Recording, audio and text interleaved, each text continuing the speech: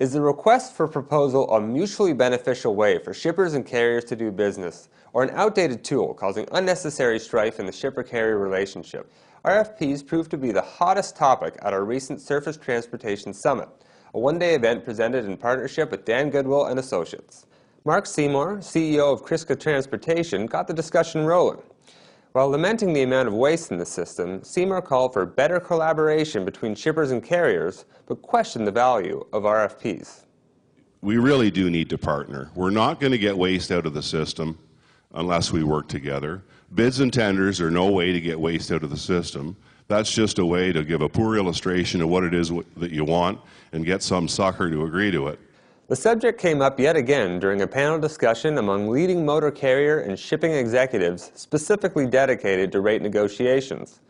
The shipper-carrier rate panel discussion was sponsored by Shaw Tracking.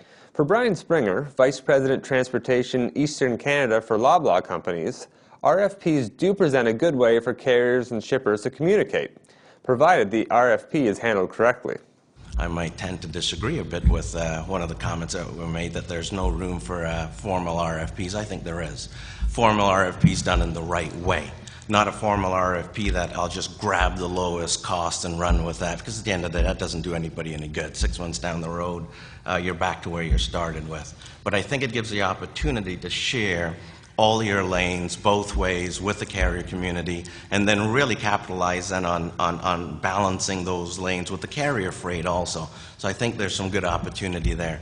It really comes back to understanding what's in the incumbent's cost and what's in the new cost. There really isn't a lot of magic to this.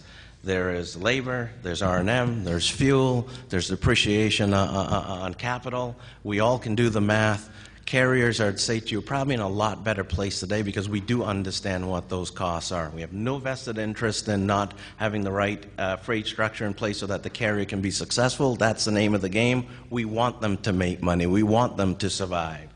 Challenger CEO Dan Einwechter was on the same panel and had some strong opinions on the RFP process. Although he agreed there is a place for well-structured RFPs in transportation procurement, he questioned the usefulness of many of the RFPs being circulated today. For every good RFP that we see, I would tell you I see 2 bad ones, where they've empowered the wrong people to put the data together.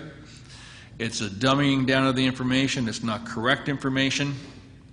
And I think at our place, RFP at times means really friggin' pathetic. Armour Transport President Wesley Armour said he is seeing RFPs from customers doing as little as $30,000 worth of business with his firm. And they create an RFP, and we spend any money we'd make on them, we spend that just trying to fill in the RFP, and the questions are totally ridiculous. And there's absolutely no room for flexibility, such as, you know, what if we move some of this by intermodal? Can we give an intermodal rate? What if there's such thing as short sea shipping? And there's none of that in there, so it's like, what is the rate? And that's all they're after. But for service providers who have established strong relationships with their customers, there could be ways to sidestep the RFP process. That's exactly what happened when Armour Transport sat down with Hudson's Bay Company to hammer out a deal.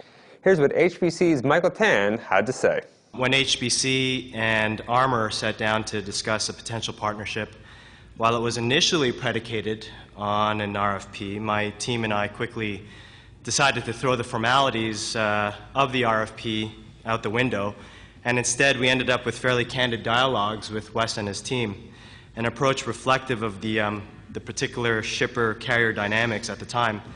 And I don't necessarily take the same approach towards every negotiation, but in this case it worked out very well.